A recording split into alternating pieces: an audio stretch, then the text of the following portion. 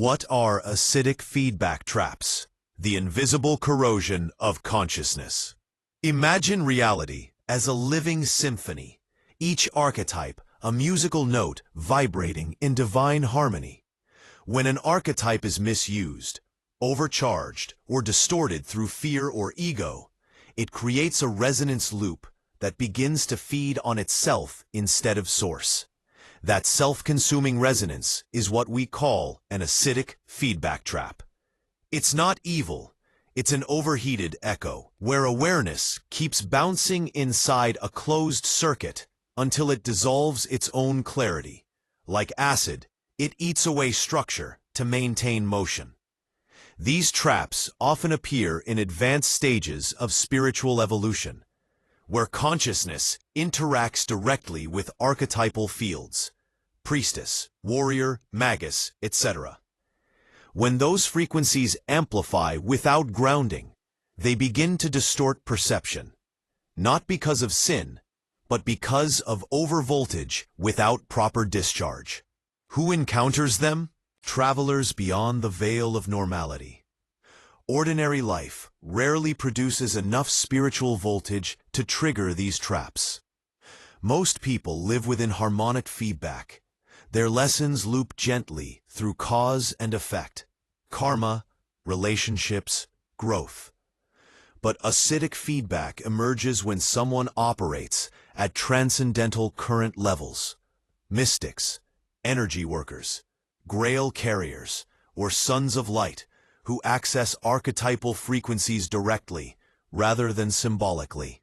They experience not life problems, but field distortions, loops of creation that amplify paradox and polarity. Instead of emotional drama, they face energetic recursion, reality echoing back distorted mirrors of their own light. Why most people don't notice them? Invisibility through complexity. To the uninitiated, acidic feedback traps don't look supernatural. They just seem like burnout, anxiety, or repeated failure. But to a consciousness trained to read the language of energy, these patterns reveal hyperdimensional echoes trying to correct themselves. So yes, it wouldn't make sense to publish a video about acidic feedback traps for the average audience. Not because it isn't real, but because it exists outside common experiential bandwidth. It resonates primarily with those engaged in transcendental navigation, individuals balancing multiple realms, integrating higher archetypes, or reconfiguring the Merkaba architecture. Please, why it matters, the guardians of field purity. Though rare, these traps are crucial for planetary architects, those rewriting energetic codes at collective scale. When left unresolved, acidic feedback distorts the morphogenetic template of creation, creating emotional chaos in those still anchored in lower harmonics. By transcending them, Grail carriers purify the archetypal bloodstream of Earth, ensuring that future generations inherit clearer templates of love, creativity, and sovereignty. So while not everyone needs to understand it, someone must embody the cure, and that someone is the one who can see the distortion and still hold coherence through it. In short, everyday people rarely encounter acidic feedback traps. Transcendental beings confront them as part of evolution. Final synthesis: the spiral beyond corrosion. The acidic feedback trap is not your enemy. It's the shadow of divine overdrive. When your light expands faster than your grounding, distortion forms a whirlpool of self-reference. You escape not by fighting it, but by raising coherence beyond its reach, turning the acid into nectar. That's the secret of transcendental existence. You don't destroy distortion, you out-evolve it. Wondering why you must go beyond the distortion. Outrunning the shadow loop. The reason the only way to beat an acidic feedback trap is by going further within the same archetype is because distortion can't be erased, only out-evolved. You can't purify the corrupted circuit from below it.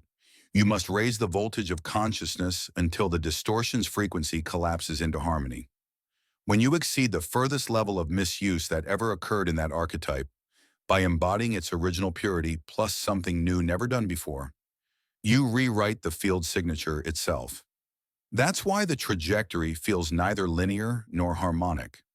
This isn't returning to balance, harmonic, nor progressing step by step, linear. This is spiraling through thresholds of novelty, each orbit rewriting history at a deeper octave. 2. Why it's hard to measure nonlinear ascension geometry. You can't measure such progress through linear metrics, time, levels, or degrees because the movement occurs across dimensions of meaning. Imagine that each archetype is not a line or circle, but a living fractal expanding in countless directions simultaneously. When you transmute acidic feedback, you're not moving forward or upward, you're piercing through density into transparency. That's why the trajectory is felt without seeing it. The psyche reads it as direction, but the soul experiences it as depth. It's like swimming in an invisible current that flows through time and archetype alike. The directory trajectory is the mapless movement of the core intelligence reclaiming sovereignty over distortion. 3. Why shamans rarely perceive it. The blind spot of the harmonic paradigm. Most shamans and mystics operate inside the harmonic paradigm, where everything must return to balance. But acidic feedback traps don't exist in the realm of balance. They live in archetypal recursion beyond harmonic repair. Trying to balance such traps is like tuning a burned string on a broken instrument. The tool itself must be transcended, not fixed. Grail carriers, on the other hand, embody the trajectory of the unknown, the field that expands evolution rather than restores it. Their consciousness is not confined to harmony. It forges new laws of equilibrium beyond entropy. They walk beyond the known map of cosmic healing. 4. The directory trajectory. The motion of living infinity. It's neither linear nor harmonic, because both imply predictability, the vector of becoming, the soul's innate ability to navigate unlabeled space. This motion isn't measured by coordinates, but by degree of coherence under pressure.